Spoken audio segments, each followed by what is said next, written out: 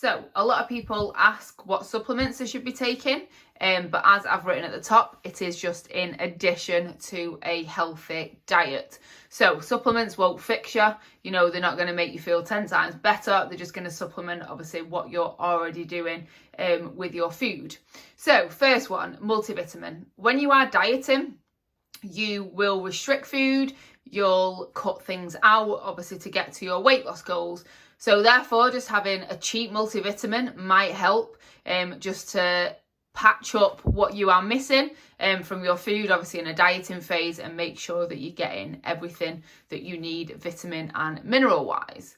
Omega-3, so if you don't eat much fish, so you don't have fish 2 to 3 times a week, then it could be a good one to add in. Now, I personally don't eat any fish at all, so I make sure I have an omega-3 supplement in my diet. Vitamin D. Most people in the UK are going to be vitamin D deficient, and especially in the winter months. So October to March is definitely where you want to be supplementing a little bit extra to make sure that you are not deficient. So unless you are going on holiday a lot, then definitely a D3 supplement is what you need, not D2, D3. So you want 2,000 to 3,000 IUs of D3. In the winter months, you can up that to between 4,000 and 10,000 to make sure, obviously, you're getting enough. You can get it from some things in your diet, but it's very marginal and it's never going to be anywhere close to the levels that you actually need. So a supplement here all year round is probably a good way to go. Creatine. So creatine is one of those things that people don't think about taking unless either they go to the gym or they're looking for performance related improvements with creatine. However, it has been shown to help with cognitive function along with loads of many other benefits, which I won't go into now. I do have a blog on my website on this, but I would massively recommend it for sure. It's a little bit like carbohydrates in the fact it is stored in your muscle cells for use as energy. So because it's stored in the muscle cells, it will take some water with it to store it. Therefore, you could add on a little bit of water weight when you first start taking creatine. However, obviously, once you've loaded your body with the creatine for about 2 weeks, there won't be an extra increase. It'll just be what it is what it is going forward. But obviously, you might see an increase in the scales. So 3 to 5 grams per day is recommended. Some people do recommend loading it. So that means having 10 grams for a week to obviously load that into your system. To oversaturate your stores of creatine. However, if you're not going for a performance-based option, then 3 to 5 grams over time will naturally saturate your stores anyway.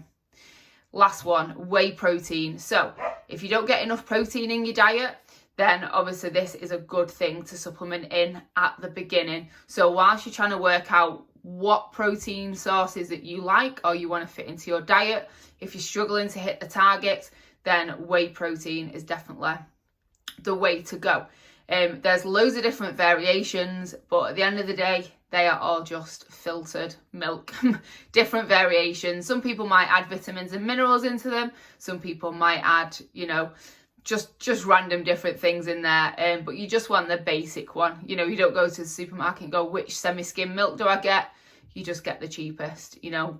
They're all pretty much the same. It is just milk. Obviously, the flavours differ, the price differs, so just get one that suits your goals, the amount of protein in each serving, and the flavour that you like, and it's obviously a price that you like as well. So there's no limit that you can have, just have as much as you want.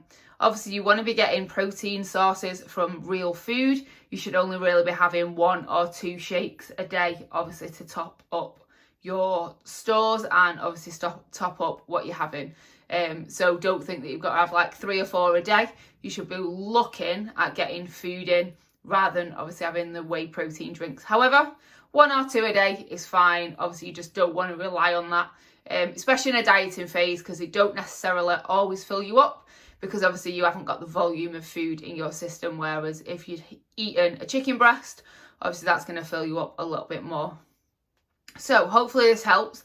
This is just an overview of the main ones that I personally take and the ones that I would recommend to anyone to look at to start taking. There are obviously other things outside of this. If your doctor's told you, for an example, you are low in calcium or iron, then there are other things that you can take. If you have trouble sleeping, things like magnesium can help, but again, obviously that is going to be specific to you. So hopefully this helps. If you've got any questions, just let me know.